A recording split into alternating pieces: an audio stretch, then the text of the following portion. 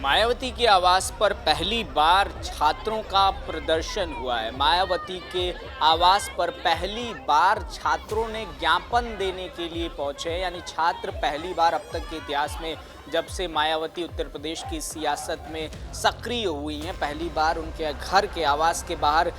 छात्रों का इस तरीके का प्रदर्शन देखने को मिला और पहली बार मायावती को ज्ञापन देने के लिए छात्र गए हैं। पूरा मामला 69,000 शिक्षक भर्ती घोटाले का है। लखनऊ स्थित आवास, मायावती के आवास के बाहर 69,000 शिक्षक भर्ती घोटाले को लेकर जो वो अभ्यर्थी थे वो पहुंचते हैं, ज्ञापन देने की कोशिश करते हैं। लेकिन इस पूरी प्रक्रिया को लेकर जो सवाल खड़ा हुआ वो ये हुआ कि आज पहली बार अब तक के इतिहास में क्यों ये अभ्यर्थी मायावती के आवास पर पहुंचे, किसके कहने पर पहुंचे और इसके पीछे कहानी क्या है। अब तक आपने सुना होगा कि शिक्षक भर्ती घोटाले को लेकर ये लोग केशव प्रसाद मौर्य के आवास के बाहर चले जाते हैं, मुख्यमंत्री आवास के बाहर घेराव करते हैं, प्रदर्शन करने की कोशिश करते हैं, अनुप्रिया पटेल के यहाँ चले जाते हैं, संजय निषाद, ओपी राजभर, ब्रजेश पाठक, इन तमाम नेताओं के आवास के बाहर ये जाते हैं। अब तक नहीं हुआ था कि ये लोग मायावती के आवास के बाहर जाएं या मायावती को ज्ञापन देने की कोशिश करें, मायावती से ये कहें कि आप इस मामले पर आवाज उठाइए।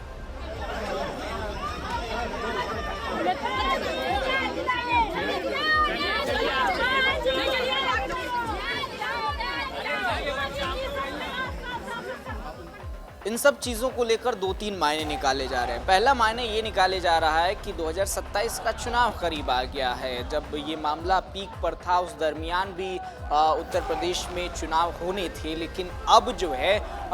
इस बार के चुनाव में जिस तरीके से मायावती अपनी एक्टिवनेस दिखा रही हैं, जिस तरीके से अपनी रणनीति दिखा रही हैं, उसको लेकर कहा जा रहा है कि ये भी एक रणनीति का हिस्सा है। बसपा के ही किसी नेता ने या हो सकता है विपक्षी के किसी नेता ने उन अभ्यर्थियों से कहा हो कि आप अगर ये ज्ञापन मायावती के पास लेकर जाएंगी तो आपकी जो बात है वो नेशनल लेवल पर ज़्यादा बेहतर तरीके से सुनी जाएगी। यही कहानी हो सकती है, क्योंकि सुबह जब मायावती के आवास पर ये अभ्यर्थी पहुंचते हैं तो पूरा नेशनल मीडिया इस खबर को कवर करना शुरू कर देता है। इसके पीछे की वजह ये भी बताई जाती है कि मायावती का जिस तरीके का औहदा है उत्तर प्रदेश में, इस तरीके की नेता हैं या जिस तरीके से वो अपनी बातों को रखती हैं, उन तमाम चीज़ों को लेकर ये सिलेक्शन या कहें कि ये प्रदर्शन का रास्ता चुना गया था कि हम मायावती के घर के बाहर प्रदर्शन करने के लिए जाएंगे। हालांकि मुलाकात नहीं होती है, पुलिस उन सभी लोगों को डिटेन करके अपने वैन में भरकर तब वहाँ से मायावती के आवास से हटा देती है। लेकिन जो कहानी निकाली गई वो यही निकाली गई कि अब मायावती को उत्तर प्रदेश में जागृत करने की कोशिश की जा रही है। ये बताने की कोशिश की जा रही है कि अगर मायावती जागृत हो गई तो जो हाथी है वो पूरे उत्तर प्रदेश में दौड़ने लगेगा। उत्तर प्रदेश के विधानसभा चुनाव में पश्चिमी यूपी से लेकर पूर्वांचल में दौड़ लगाने लगेगा। इसके पीछे तीसरा पहलू ये निकल कर आया कि जो ये शिक्षक भर्ती को लेकर लोग वहाँ पहुँचे थे, उन लोगों को लेकर ये भी कहा जाने लगा कि जो 27 में चुनाव होगा उसमें मायावती इस मुद्दे को मुखर होकर उठाएंगी, जिससे जो ये छात्र अफेक्ट हुए हैं या जो प्रभावित हुए हैं वो उनके परिजन या उनसे जुड़े हुए लोग मायावती के पाले में आएंगे और बसपा का वोट बैंक मजबूत होगा। एक तो ये कहानी निकल कर आई, लेकिन इसके अलावा जो कहानी निकल कर आई वो ये निकल कर आई कि विपक्ष भी ये चाहता है कि बीजेपी को घेरने के लिए मायावती को तैयार करना पड़ेगा, मायावती को उस मैदान में उतारना पड़ेगा। जब मायावती मुखर होकर बोलेंगी कि बीजेपी की सरकार में ये बच्चे प्रदर्शन कर रहे हैं, इनको लेकर जो 3300 सीटों को लेकर जो आरक्षण का पूरा मामला है, 69,000 शिक्षक भर्ती को लेकर, इस मामले पर अगर मायावती बोलना शुरू कर देंगी तो फिर बीजेपी की जो घेराबंदी है वो चारों तरफ से हो जाएगी। हालांकि इस पर मायावती का कोई रिएक्शन आया नहीं है अभी तक,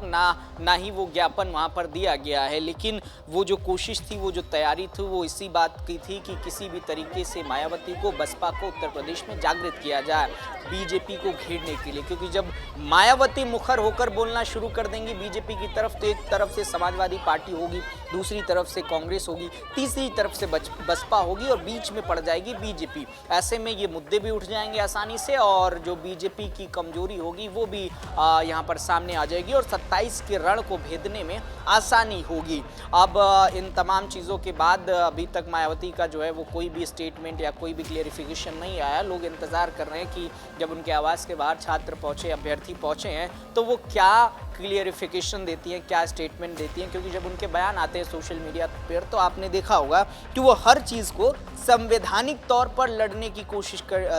की बात करती हैं। वो ये कहती हैं कि आप कानून को अपने हाथ में न लीजिए, आप संवैधानिक तौर पर पिटीशन फाइल करके या फिर कोर्ट का रुख करके निचली अदालत में जाइए। निचली अदालत में बात नहीं सुनी जाती है तो आप हाई कोर्ट जाइए, हाई कोर्ट में बात नहीं सुनी जाती है तो आप सुप्रीम कोर्ट में जाइए। वो बार बार इस बात का हवाला देती हैं कि जो संविधान है जिसको बाबा साहब भीमराव अम्बेडकर ने बनाया है, ये शब्द मायावती बार बार इस्तेमाल करती हैं कि जो संविधान है उसके तहत अपनी बातों को, अपनी मांगों को रखिए, जिससे जो कानूनी प्रक्रिया है उसके बीच में आप ना आ पाए या कोई भी कानूनी एक्शन आपके ऊपर न लिया जाए। तीसरी तरफ इन तमाम कहानियों के बीच में जो आज घेराव हुआ, जो आज प्रदर्शन हुआ मायावती के आवास के बाहर, कहा गया कि अब तक के इतिहास में कभी नहीं हुआ था। मायावती मुख्यमंत्री रही हों, मुख्यमंत्री न रही हों, अब तक कभी नहीं हुआ था कि उस आवास के बाहर कोई प्रदर्शन हो, कोई ज्ञापन देने के लिए इस तरीके से झड़प की खबरें आए या पुलिस उन्हें डिटेन करके ले जाए या नेशनल मीडिया इस तरीके की खबरें दिखाए, कभी नहीं हुआ। लेकिन आज की वो तारीख चुनी गई क्योंकि सामने 2027 का रण है और उस 27 के रण में एक तरफ से साइकिल, दूसरी तरफ से पंजा और तीसरी तरफ से हाथी, इन तीनों को एक साथ लाकर बीच में कमल के फूल को किस तरीके से घेरा जाए, इसकी तैयारी, इसकी रणनीति बनाने की कोशिश थी।